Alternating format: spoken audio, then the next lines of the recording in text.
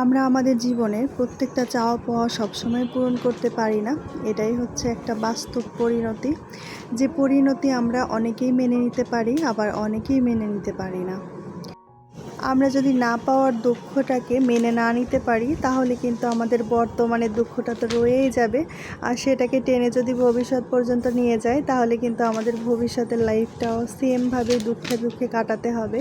তা আমাদের প্রত্যেকেরই উচিত যে না পাওয়ার বেদনাটা ভুলে গিয়ে ভবিষ্যতে আমরা কি পেতে পারি, বা কোনো কিছু নতুন করে পাওয়ার আশা করে, বা ওইটার জন্য কাজ করে যাওয়াটাই আমার মনে হয় আমাদের বুদ্ধিমানের কাজ হবে। তো হ্যালো এভরিওয়ান, আসসালামু আলাইকুম। সবাইকে স্বাগতম জানাচ্ছি আমার নতুন আর একটা ব্লগে। সবাই আশা করছি ভালো আছেন। আলহামদুলিল্লাহ, আমরাও ভালো আছি। তো কথা বলতে বলতে কিন্তু আপনাদের সাথে শেয়ার করে দিচ্ছি আমার খুবই পছন্দের একটা রেসিপি। সেটা হচ্ছে চিংড়ি মাছের মালাইকারি। তো রেসিপিটা কিন্তু একদমই সহজ।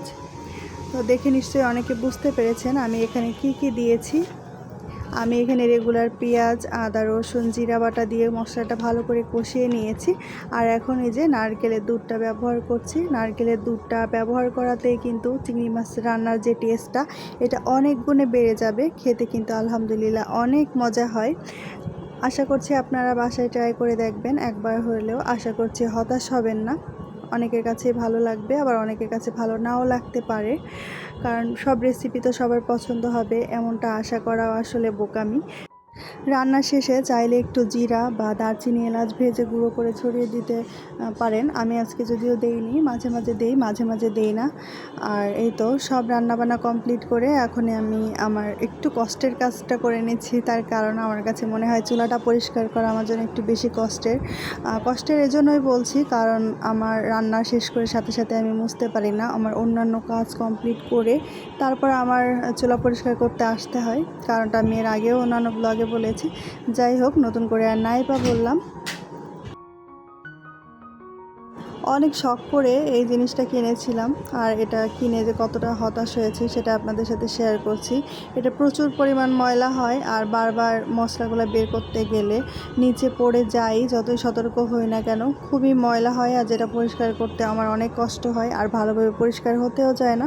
তো সব কিছু মিলিয়ে এটার একটা সলিউশন বের করেছি। এই যে এই বক্সটা কিনেছি, মনে হলো যে এই বক্সটা আমার ওই প্রবলেমের সমাধানটা মনে হয় এটাই। তার কারণ হচ্ছে এটা একসাথে থাকবে, বারবার আমি একটা একটা করে নিতে হবে না। আমি একসাথে জারটা নিয়ে আমি প্রয়োজন মতো মশলা রান্নাতে ব্যবহার করতে পারবো। তো যাই হোক, জানি না আসলে আমার চিন্তাভাবনা বা আমার কতটা সফল হতে পারবো।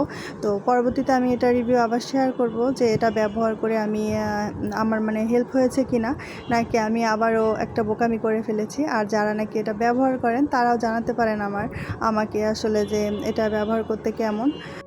আর নতুন কেনা এই বক্সটা আমি ব্যবহার করে কেমন উপকার হয়েছে কিনা, বা এটাতে আবার কোনো প্রবলেম হচ্ছে কিনা, সেটা আপনাদের মাঝে অবশ্যই শেয়ার করব। এতে করে আমার মতো যেন বিপদে না পড়তে হয়, বা যেন ভুল না করেন আপনারা নতুন যারা মশলার বক্স কিনবেন। ছোটো খাটো এরকম টুকিটাকি কিচেন টুলস কিন্তু আমাদের অনেক বেশি অনেক সময় হেল্পফুল হয়, আবার অনেক সময় কিন্তু অনেক বেশি মানে ঝামেলায় পড়তে হয়। যাই হোক, আমার কাছে মনে হচ্ছে যে না, এটা দিয়ে আমি ভালোভাবে ব্যবহার করতে পারবো। ওটা আমি এখন তো আশা করছি পরবর্তীতে আপনাদেরকে অবশ্যই জানিয়ে দিব।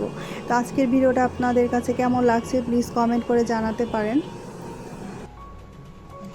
সুবাস্তুতে এসেছি। সুবাস্তুর এখানকার এই যে ফাস্টফুডের দোকানটা, ফুডি টাউন যেটা, এটা কিন্তু খাবার আমার কাছে খুবই ভালো লাগে। তো আমরা এখানে এসেছি পছন্দের খাবার খেতে। জুস তুমি খাবে? এটা কি তোমার জন্য বানানো হচ্ছে?